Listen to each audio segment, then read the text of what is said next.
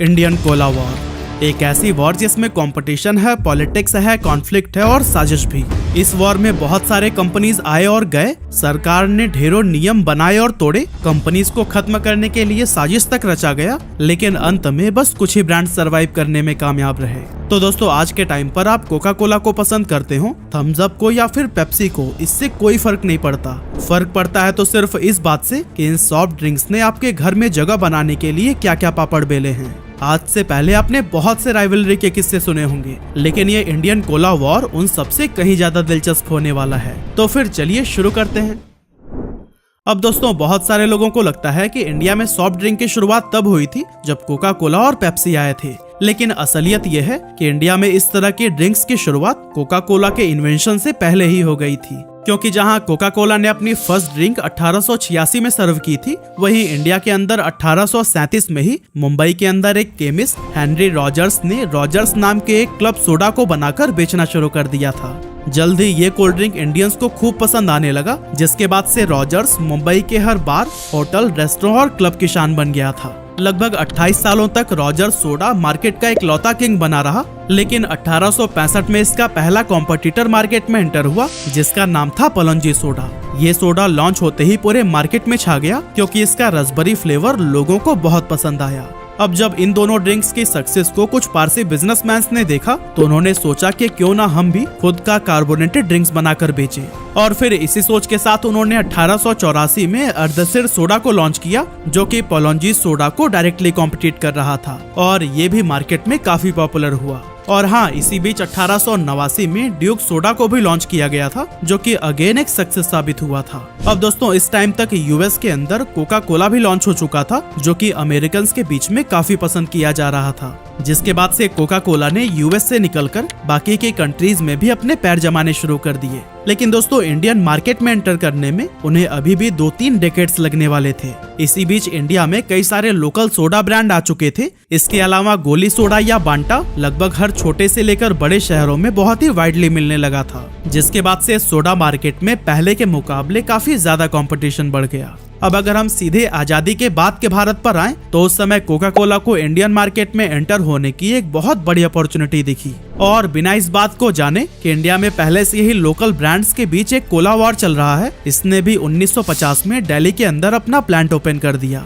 लेकिन दोस्तों, जब सॉफ्ट ड्रिंक मार्केट में इतने सारे प्लेयर्स उतर रहे हो, तो भला पार्ले कैसे पीछे रह जाता। कई सारे पॉपुलर प्रोडक्ट्स लॉन्च करने के बाद पार्ले ने सोचा कि क्यों ना आप सॉफ्ट ड्रिंक में भी अपनी किस्मत आजमाई जाए। इसीलिए पार्ले ने उसी साल खुद का कोला लॉन्च कर दिया, जिस साल कोका कोला इंडिया में आया था। अब पार्ले भारत में एक जाना माना ब्रांड था, जिसे इंडियंस खूब पसंद भी किया करते थे। इसीलिए कोका कोला को यह समझते देर नहीं लगी कि पार्ले से उसे भारी कंपटीशन मिलने वाला है। लेकिन एक चीज जिसने कोका कोला के झल्लाहट को बढ़ा दिया था, वो था पार्ले के सॉफ्ट ड्रिंक का नाम और पैकेजिंग। असल में पार्ले ने इस सॉफ्ट ड्रिंक का नाम अपने फ्लैगशिप प्रोडक्ट पार्ले जी ग्लूकोज बिस्किट के तर्ज पर ग्लूको कोला रखा था, जो दिखने में कोका कोला से काफी सिमिलर लगता था। और हाँ, पार्ले ने फॉन्ट भी लगभग सेम कोका कोला की तरह ही यूज किया था। ऐसे में कोका कोला को लगने लगा कि इस नाम की वजह से लोगों में कंफ्यूजन क्रिएट होगी और उसके ग्राहक ग्लूको कोला की तरफ शिफ्ट हो सकते हैं। इसीलिए उसने पार्ले पर नाम बदलने के लिए केस फाइल कर दिया। अब केस की वजह से पार्ले ने ग्लूको कोला का नाम तो बदल दिया, लेकिन इससे कोका कोला की प्रॉब्लम का कोई सोल्यूशन नहीं निकला,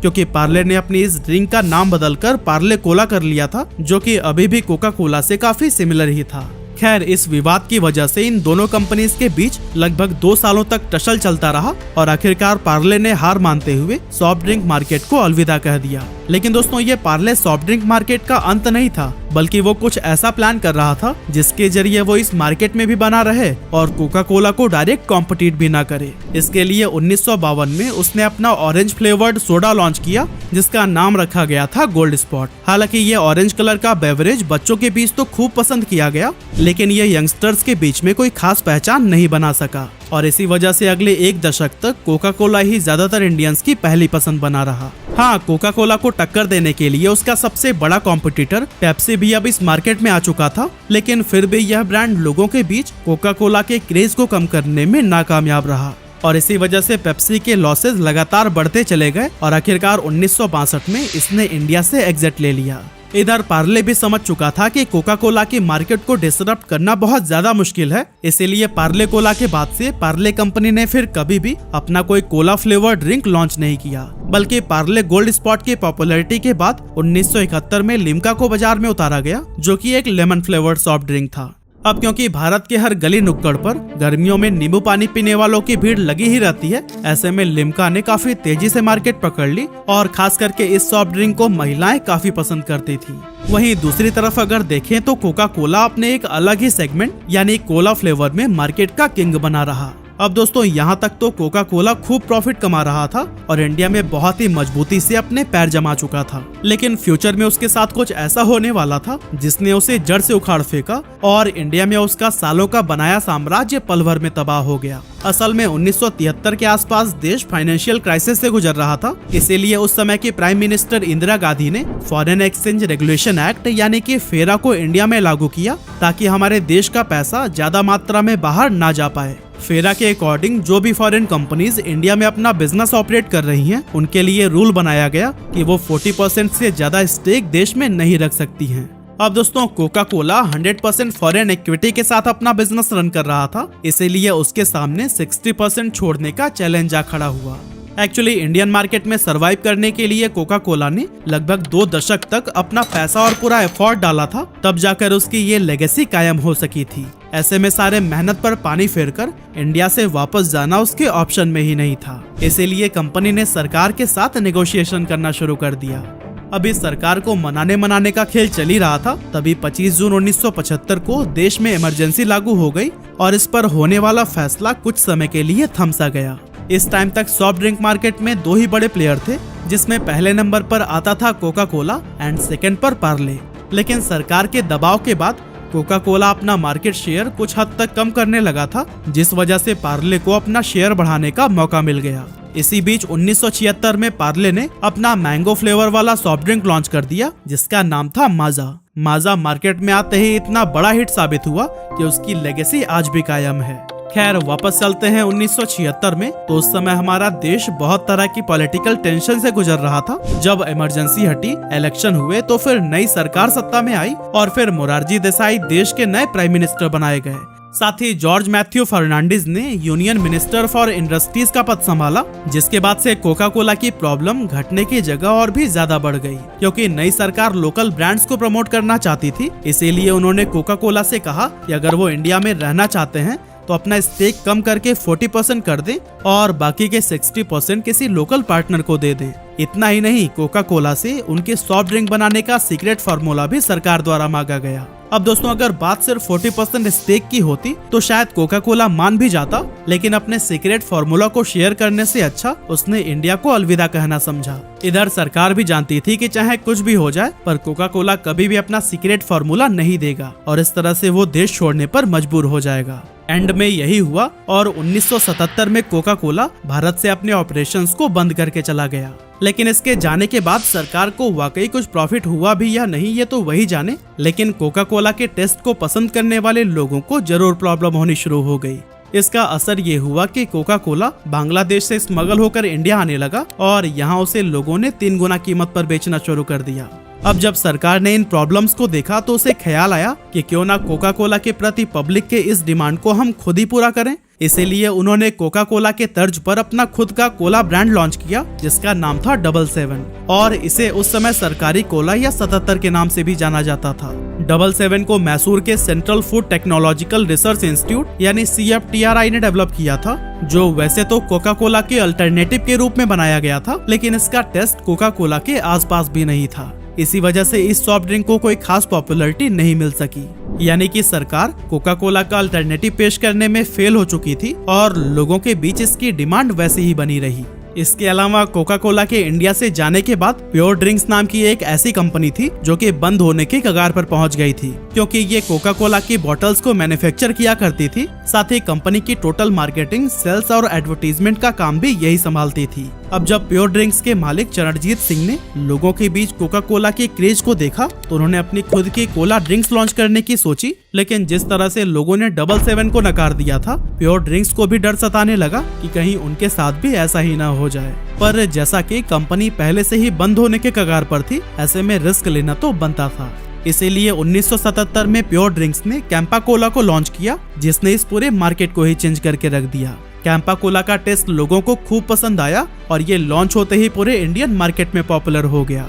इधर पार्ले, जो हमेशा कोका कोला की मार्केट से दूर रहता था, जब उसने देखा कि कोका कोला इंडिया छोड़कर जा चुका है, ऐसे में उसे मार्केट के अंदर एक बहुत बड़ी उम्मीद दिखाई दी और 1977 में ही इसने भी अपनी एक नई ड्रिंक थम्स अप को लॉन्च कर दिया, जिसे कैंपा की तरह ही काफी पसंद किया गया। लेकिन दोस्तों, इस प्रोडक्ट की सफलता के पीछे का रीजन ये बिल्कुल भी नहीं था कि इसने कोका कोला की रेसिपी को डिकोड करके उससे सिमिलर कोला बना लिया था, बल्कि थम्स अप इंडियंस की टेस्ट के अकॉर्डिंग लोकल स्पाइसेस और इंग्रेडिएंट्स को मिलाकर बनाया गया था। अब थम्स अप मार्केट में कैसा परफॉर्म करेगा, इसका अंदाजा कंपनी को भी नहीं था। लेकिन कमाल की बात तो ये है कि इसके कोला फ्लेवर्ड इंडियन टेस्ट ने लोगों को काफी सेटिस्फाइड किया और इस तरह से पार्ले का ये प्रोडक्ट इंस्टेंट हिट साबित हो गया। अब मार्केट में दो प्लेयर्स थे जो कि एक दूसरे को टक्कर दे रहे थे। पहला था थम्स अप और दूसरा कैंपा कोला। ऐसे में कैंपा कोला इस मार्केट का लीडर बनने के लिए सॉफ्ट ड्रिंक का दाम रिड्यूस करके प्राइस वॉर में शामिल हो गया। लेकिन थम्स अप ने एक नई स्ट्रेटेजी अपनाई, जहां उसने प्राइस कम करने की जगह बॉटल के साइज को बढ़ा दिया। यानी कि जो थम्स अप पहले 200 ml में मिला करती थी, वो सेम प्राइस पर 250 ml मिलने लगी और इसे महा कोला के नाम से एडवर्टाइज किया गया। इस छोटे से स्ट्रैटेजी का असर ये हुआ कि कुछ ही सालों में थम्स अप मार्केट का लीडर बन गया और कैंपा कोला अपना मार्केट शेयर लूज करने लगा। 1980s के दौरान कैंपा कोला 777 और ड्यूक्स जैसे ब्रांड्स को पीछे छोड़ते हुए थम्स अप अपनी मोनोपोली क्रिएट कर चुका था। हालांकि इस दौरान कई और भी प्लेयर्स मार्केट में एंटर हुए, जैसे कि डिक्सी कोला, टोरिनो, सोसियो और बोरोंटो वगैरह, लेकिन इनमें से कोई भी थम्स अप के मार्केट शेयर में सेंध नहीं लगा सका। इधर पेप्सी भी बार बार इंडिया में रीएंटर होने की कोशिश कर रहा था, लेकिन हर बार उसकी अपील को सरकार ठुकरा दे रही थी। आखिरकार 5 साल के नेगोशिएशन और पार्लियामेंट में 20 बार डिबेट्स के बाद साल 1988 में राजीव गांधी की सरकार ने पेप्सी को इंडिया में आने के लिए अलाउ कर दिया, क्योंकि देश की फाइनेंशियल कंडीशन बहुत ही ज्यादा खराब होती जा रही थी, लोगों के पास रोजगार नहीं थे और सरकार भी लोन में दबी जा रही थी। ऐसे में अगर बाहर से इन्वेस्टमेंट आता तो फिर देश के डेवलपमेंट में लगाया जा सकता था, साथ ही जॉब क्रिएशन से लोगों का जीवन भी बेहतर होता। अब इसी सोच के साथ राजीव गांधी ने पेप्सी के लिए इंडिया के दरवाजे तो खोल दिए, लेकिन देश में ये घमासान का एक बड़ा मुद्दा बन गया, क्योंकि जॉर्ज मैथ्यू फर्नांडिस, जिन्होंने कोका कोला को बाहर का रास्ता दिखाया था, उन्होंने पेप्सी को भी धमकाना शुरू कर दिया कि अगली सरकार उन्हीं की ही बनेगी और अगर पेप्सी यहाँ आती है तो फिर हम उसे भी देश से बाहर निकाल फेंकेंगे। हालांकि इन सारी धमकियों के बावजूद पेप्सी इंडिया में पंजाब गवर्नमेंट की पंजाब एग्रो इंडस्ट्रियल कॉर्पोरेशन और वोल्टास इंडिया लिमिटेड के साथ ज्वाइंट वेंचर में एंटर कर जाती है, क्योंकि उसे पता था कि अभी इंडियन मार्केट में एक भी फॉरेन ब्रांड नहीं है, इसीलिए एक बहुत ही बड़ी अपॉर्चुनिटी उसके लिए मौजूद है। विदेशी पेप्सी को देसी रूप देने के लिए उसका नाम लहर पेप्सी कर दिया गया, जो शुरुआत में सिर्फ जयपुर, कानपुर, बेंगलोर और पंजाब में बिका करती थी, लेकिन धीरे धीरे ये बड़े शहरों जैसे कि दिल्ली, बॉम्बे और कलकत्ता में भी पहुंच गई। इधर 1979 में कांग्रेस इलेक्शन हार गई और जनता दल के वीपी सिंह को प्राइम मिनिस्टर बनाया गया, जिसके बाद पेप्सी को डर सताने लगा कि अगर जॉर्ज फर्नांडिस ने फिर से यूनियन मिनिस्टर फॉर इंडस्ट्रीज का पद संभाला तो उनका भी हाल कोका कोला के जैसे ही होगा। लेकिन ये पेप्सी की अच्छी किस्मत ही थी कि इस बार जॉर्ज फर्नांडिस को मिनिस्टर ऑफ रेलवेज का पद सौंपा गया। इसके बाद आया साल 1991, जब इंडियन गवर्नमेंट ने ग्लोबलाइजेशन और लिबरलाइजेशन की शुरुआत की और अपनी डोमेस्टिक मार्केट को बाहरी कंपनीज के लिए ओपन कर दिया। पेप्सी ने भी इसका फायदा उठाते हुए पंजाब एग्रो इंडस्ट्रियल कॉर्पोरेशन और वोल्टास इंडिया के साथ अपना ज्वाइंट वेंचर खत्म कर दिया और 100% इक्विटी के साथ में बिजनेस रन करने लगा। इस तरह उसे बिना किसी दबाव या रिस्ट्रिक्शंस के इंडिया के हर कोने में अपनी सॉफ्ट ड्रिंक्स को बेचने की अपॉर्चुनिटी मिल गई और जल्द ही ये थम्स अप का एक बहुत ही बड़ा कॉम्पिटिटर बन गया। पेप्सी ने एडवर्टीजमेंट के लिए Indian movie star Juhi Chawla को साइन किया, तो वहीं थम्स अप क्रिकेट स्पॉन्सरशिप पर अपनी स्पेंडिंग्स को और भी ज्यादा बढ़ाने लगा था। और दोस्तों, अभी इन दोनों में राइवलरी चल ही रही थी कि साल 1993 में कोका कोला ने इंडिया में दोबारा एंट्री ले ली और ये तीनों कंपनीज आपस में ही भिड़ गई। हालांकि बाद में ये राइवलरी सिर्फ कोका कोला एंड पेप्सी के बीच रह गई, क्योंकि कोका कोला ने पार्ले की, गोल्ड स्पॉट, लिम्का और थम्स अप इन तीनों को ही $60 मिलियन में खरीद लिया था। अब देखा जाए तो जिस समय कोका कोला इंडियन मार्केट में री एंटर हुआ था, उस समय थम्स अप के पास कोला सेगमेंट में 80% मार्केट शेयर था। साथ ही गोल्ड स्पॉट और लिम्का भी इसके बहुत ही पॉपुलर प्रोडक्ट थे। ऐसे में सवाल ये उठता है कि पार्ले के सामने आखिर ऐसी क्या मजबूरी आ गई कि उसे अपने सॉफ्ट ड्रिंक ब्रांड्स को बेचना पड़ गया। असल में दोस्तों, कोका कोला के पास इस मार्केट में पैर जमाने के लिए दो ऑप्शंस थे। पहला ये कि धीरे धीरे वो अपने ऑपरेशंस को बढ़ाता, यानी कि अपने प्लांट्स लगाता, डिस्ट्रीब्यूशन नेटवर्क एस्टेब्लिश करता और टाइम के साथ इसका कंज्यूमर बेस इंक्रीज होने लगता। और दूसरा ऑप्शन था दूसरे ब्रांड के बॉटलर्स, यानी कि जो सॉफ्ट ड्रिंक्स की पैकेजिंग के साथ साथ ब्रांडिंग और डिस्ट्रीब्यूशन का काम देखते थे, उन्हें लालच देकर अपनी तरफ कर लेना। अब इसमें से पहला ऑप्शन तो बहुत ही टाइम कंज्यूमिंग था, लेकिन कोका कोला को तो जल्द से जल्द अपनी लेगेसी कायम करनी थी, इसीलिए उसने सेकंड ऑप्शन को चुना। अब दोस्तों, भले ही उस टाइम पर थम्स अप के पास 80% मार्केट शेयर था, लेकिन इसके बिजनेस मॉडल्स में कुछ बहुत बड़ी कमियां थी। जैसे कि उनके पास 62 बॉटलर्स तो थे, लेकिन थम्स अप उनमें से सिर्फ 4 का ही मालिक था और बाकी के 58 इंडिपेंडेंटली ऑपरेट कर रहे थे। मतलब कि ये बचे हुए 58 बॉटलर्स कंपनी की गाइडलाइंस के अकॉर्डिंग सिर्फ थम्स अप को बनाने और डिस्ट्रीब्यूशन का काम किया करते थे। ऐसे में थम्स अप के बॉटलर्स को ज्यादा अमाउंट ऑफर करके कोका कोला ने अपनी तरफ कर लिया, जिसके बाद से थम्स अप के पास सिर्फ कुछ ही बॉटलर्स बचे और इसी वजह से थम्स अप ना तो जितनी डिमांड थी उतने सॉफ्ट ड्रिंक प्रोड्यूस कर पा रहा था और ना ही डिस्ट्रीब्यूशन कर पाता था। यही रीजन था कि थम्स अप अपना मार्केट शेयर खोने लगा। इसके बाद से रमेश चौहान जो थम्स अप को लीड कर रहे थे, उन्हें यह समझते हुए देर नहीं लगी कि कोका कोला जैसे बड़े जायंट से लड़कर वो कंपनी का नुकसान ही करने वाले हैं। क्योंकि एक बार मिली हार के बाद से पार्ले को ये समझ आ गया था कि इस तरह के कॉन्फ्लिक्ट में फंसकर वो कभी भी सफल नहीं हो सकते। इसीलिए रमेश चौहान ने बहुत ही दुख के साथ अपना ब्रांड कोका कोला को बेच दिया। अब दोस्तों, थम्स अप को एक्वायर करना कोका कोला के लिए डबल बोनांजा साबित हुआ, क्योंकि उसके बॉटलर्स की मदद से ये बहुत ही कम समय में इंडिया के लगभग हर गली मोहल्ले तक पहुंच गया। और दूसरा ये कि अब कोका कोला के लिए कोई भी कंपटीशन में बचा ही नहीं था, क्योंकि उसने मार्केट लीडर को जो खरीद लिया था। इसीलिए जल्दी उसने अपना स्ट्रॉन्ग प्रेजेंस पूरे इंडिया में बना लिया। लेकिन इसके बाद से दुनिया के सबसे फेमस राइवलरी यानी कोका कोला वर्सेस पेप्सी का वॉर इंडिया में भी देखने को मिलने लगा। 1996 में इंडियन सब कॉन्टिनेंट के अंदर क्रिकेट वर्ल्ड कप को ऑर्गेनाइज किया जा रहा था। कोका कोला ने जब इंडिया में क्रिकेट को लेकर इतना क्रेज देखा तो उसने तय कर लिया कि वर्ल्ड कप का मेन स्पॉन्सर तो वही बनेगा। इधर पेप्सी भी स्पॉन्सरशिप लेने की कोशिश में लगा था, लेकिन एट द एंड यह स्पॉन्सरशिप कोका कोला के ही खाते में गया। इस कैंपेन के लिए कोका कोला ने खूब खर्चा किया, नुसरत फतेह अली खान की आवाज में एक कैंपेन सॉन्ग बनवाया और ढेर सारे पोस्टर्स एंड बैनर्स के साथ में एड फिल्म भी रन किए। अब दोस्तों, पेप्सी के हाथ भले ही यह स्पॉन्सरशिप न लगी हो, लेकिन इस मौके का उसने भी भरपूर फायदा उठाया और हर मैच में जमकर अपने एड्स चलाए। कमाल की बात तो यह है कि पेप्सी ने अपने कैंपेन की टैगलाइन रखी थी नथिंग ऑफिशियल अबाउट इट, जो कि ऑफिशियल स्पॉन्सर कोका कोला पर एक तंज कसा गया था। इन दोनों ब्रांड्स के बीच इस तरह की लड़ाई लगातार चलती रही, क्योंकि एक तरफ पेप्सी सचिन और शाहरुख की पॉपुलैरिटी का फायदा उठाते हुए उनके साथ ऐड कर रही थी, तो वहीं कोका कोला ने आमिर खान को अपना चेहरा बनाया था। और दोस्तों, साल 2000 के बाद से कोई भी नया ब्रांड अब कोला सेगमेंट में उतरने की हिम्मत ही नहीं रखता था, क्योंकि उसे पता था कि पेप्सी या कोका कोला की मार को वो झेल ही नहीं पाएगा। इसीलिए इन दोनों ने एक लंबे अरसे से मार्केट का बड़ा हिस्सा अपने हाथों में ले रखा है। हालांकि करीब 2 डेकेड्स के बाद साल 2016 में बिस्लरी ने फिजी ड्रिंक मार्केट में एंटर करने की सोची और अपने सब ब्रांड बिस्लरी पॉप के थ्रू इसने लिमोनाटा स्पाइसी, पीना कोलाटा और फोंजो नाम की 4 सॉफ्ट ड्रिंक वेरिएंट को लॉन्च किया, लेकिन ये प्रोडक्ट कस्टमर को अट्रैक्ट नहीं कर सकी, इसीलिए जल्द ही इसे बंद कर दिया गया। इसके बाद से साल 2020 में बिस्लरी ने एक बार फिर से लिमोनाटा और स्पाइसी को लॉन्च किया, जहां स्पाइसी को मसाला कोला की तरह एडवर्टाइज किया गया था। हालांकि आप में से शायद ही कुछ ऐसे लोग होंगे जिन्हें कि इस ड्रिंक के बारे में पता हो। ऐसे में आप समझ ही सकते हैं कि इससे कोला सेगमेंट में क्या ही असर पड़ा होगा।